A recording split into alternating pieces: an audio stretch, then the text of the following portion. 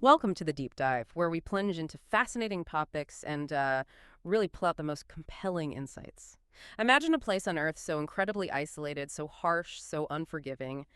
It almost seems, well, designed to repel human presence, yet it holds secrets, whispers of unexplained events, and stands as just this raw testament to nature's formidable power. Today, we're taking a deep dive into that very place, Bouvet Island. Our mission, really, is to unpack its extreme isolation, explore some of the mysterious stories that cling to its icy shores, and understand its unique scientific and legal status. Prepare to have your sense of remoteness redefined because, honestly, this is where it truly begins. So, Bouvet Island. It holds a title that's not just astonishing, but almost unbelievable. It is, by most metrics, the world's most remote island. We're not just talking off the beaten path here. It's a speck of land marooned in the vast, unforgiving South Atlantic Ocean, way north of the Antarctic Circle. And it's important to note right from the outset that it isn't part of the Antarctic Treaty System. Right.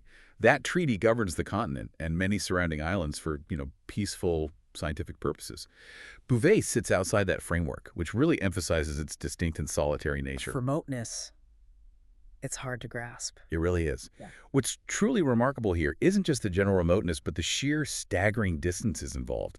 To paint a picture for you, imagine setting sail from Bouvet. You'd have to travel a grueling 1,700 kilometers north just to reach Antarctica's Princess Astrid Coast. 1,700 kilometers, wow. Yeah. And look east, the South Sandwich Islands, still 1,870 kilometers away. To the south, Gough Island is nearly 1,845 kilometers distant, and the closest major landmass, the coast of South Africa, lies a formidable 2,520 kilometers to its south-southwest. Just vast ocean. Exactly. And even the nearest inhabited spot, Tristan da Cunha, requires this colossal journey of 2,250 kilometers to the northwest. It's like a tiny frozen sentinel, utterly alone in this immense churning ocean. That's not just an incredible amount of ocean. It's like a deeply psychological distance, isn't it? Right. And when you finally manage to breach that isolation, what greets you is, well, far from a welcoming sight.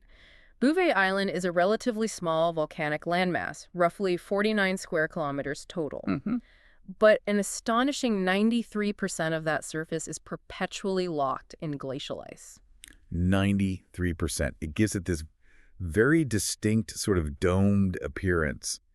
And right at its heart, you'll find the ice-filled crater of an inactive volcano. It sounds less like an island and more like a floating iceberg, almost. It genuinely does. And the environment itself is relentlessly hostile. The surrounding seas are typically high, tempestuous, and the island's coastline is incredibly steep, often just sheer cliffs rising directly from the ocean. Right, making landing tricky. Incredibly hazardous, yeah, if not impossible for much of the year. And during the long winter months, the island becomes completely enveloped by thick pack ice, just seals it off even more. It exists under a marine Antarctic climate dominated by heavy clouds, persistent fog, and a mean annual temperature of a frigid -1 degree Celsius. -1, average. Average. They've even recorded lows plummeting down to -18.7 C. It's a place that pushes the very limits of what life, human or otherwise, can endure.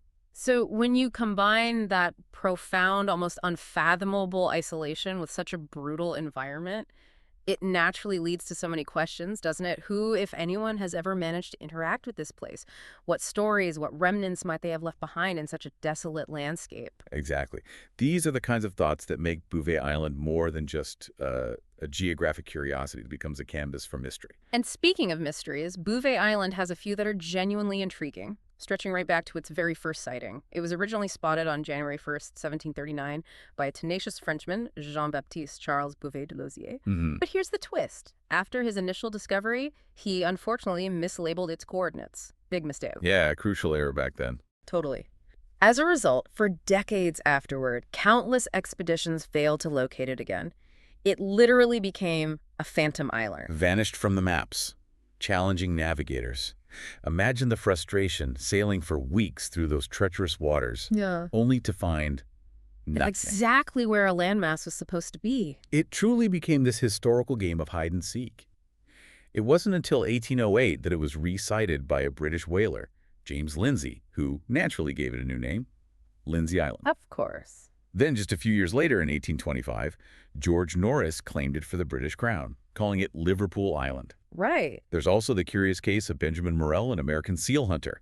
He controversially claimed to have landed there in 1822. Claimed being the operative word. Well, yeah. He even alleged to have hunted 196 seals. But a significant detail missing from his account was any mention of the island's permanent pervasive ice cover. The 93% ice It's a cover. dominant feature. That glaring omission cast a pretty substantial shadow of doubt on his story, making it one of the island's earliest enduring enigmas. But the island's true enigma, the one people really talk about, often revolves around a discovery that just defies logic. A story that sent chills down the spines of those who found it.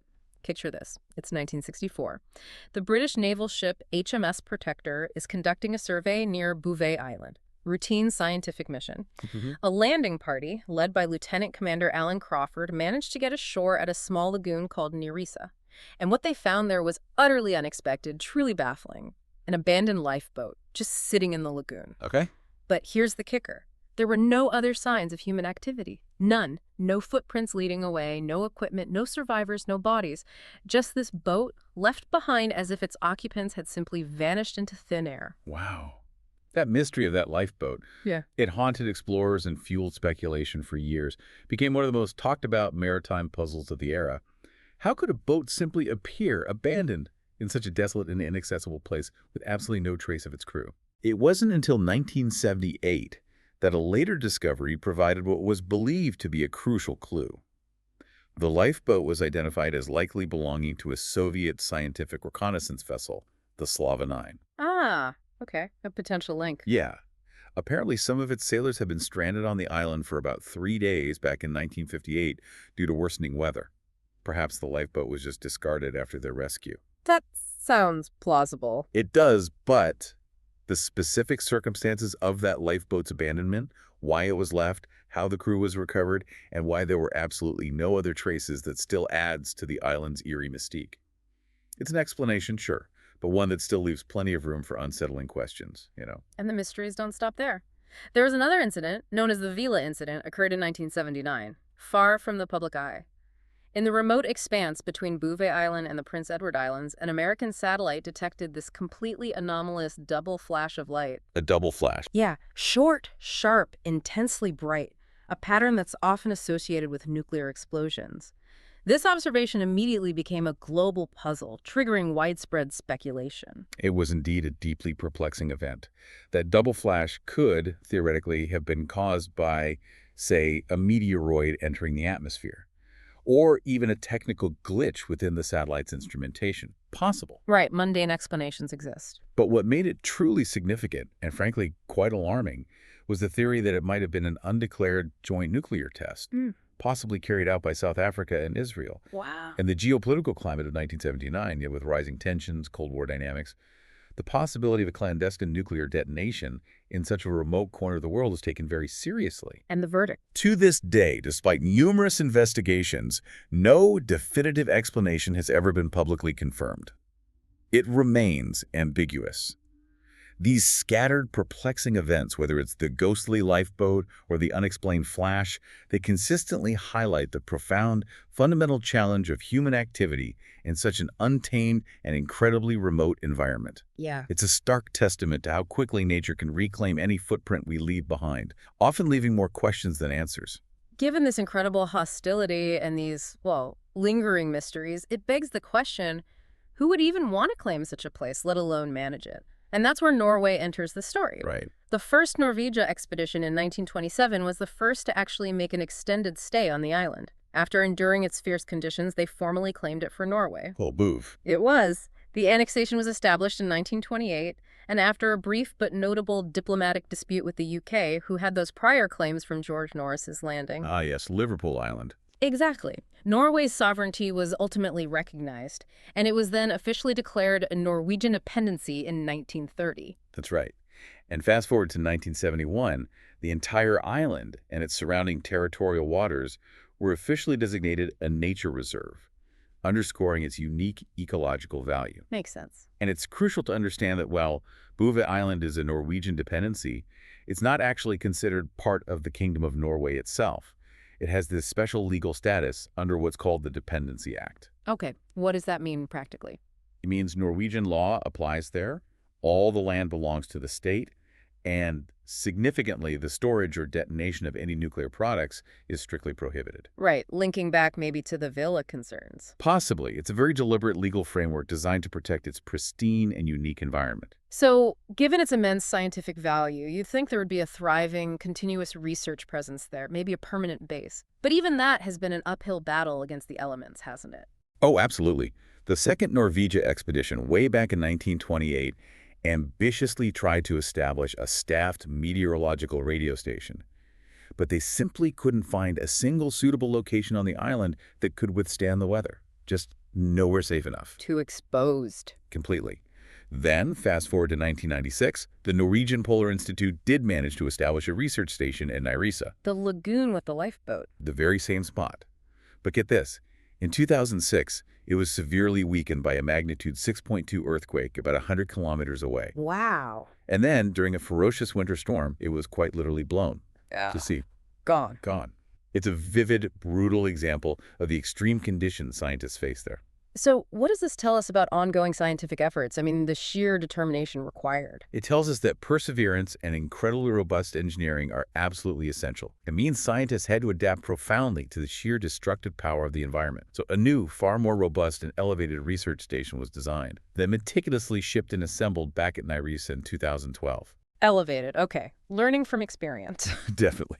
This station is designed to accommodate 6 people, but crucially, it's primarily powered by wind for long-term automated meteorological data transmission. Automated. Less risk. Exactly. It allows for continuous monitoring without a permanent human presence, significantly reducing the danger. Research efforts there focus on its volcanic landscape. Its last eruption was around 2000 BCE. And remarkably, a temperature of 25 degrees Celsius was once recorded just 30 centimeters below the surface. Really? So there's still heat down there. It hints at lingering geothermal activity, yeah. Yeah. They also study its unique, very limited non-animal life, hardy fungi, lichens, mosses. Tough little things. Incredibly. These organisms provide invaluable insights into how life adapts and thrives in some of the most extreme environments on Earth. That knowledge can even inform our understanding of, like astrobiology, life elsewhere. And beyond its geology and microbiology, Bouvet Island is also incredibly important for wildlife, right? Hugely important. It has been designated an important bird area by BirdLife International, which means it's globally recognized as critical for bird conservation. It's a vital breeding ground for various seabirds, large colonies of macaroni, chinstrap, and Adelie penguins. Wow, penguins too. Oh, yeah. And significant populations of southern fulmars. You'll also find 2 types of seals, southern elephant and Antarctic fur seals, breeding on the island's sparse, ice-free patches. Wherever they can find space, I guess. Pretty much. And in the surrounding incredibly rich waters, diverse whale species have been observed, drawn by the abundant marine life.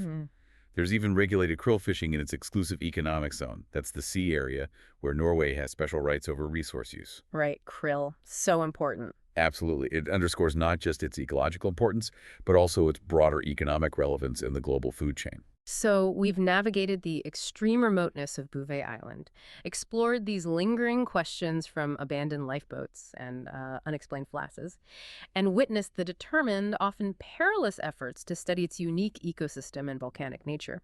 It truly stands as a testament to the Earth's most isolated, most formidable corners. Bouvet Island is far more than just a remote dot on the map. It's a living laboratory, really. A beacon for understanding life in truly extreme conditions. And it's a stark, humbling reminder of the immense power and enduring mystery of our planet. It forces us to acknowledge how little we truly know about some of the planet's most isolated places and, the sheer audacity of those who dare to even approach them. So what hidden secrets might Bouvet Island still hold?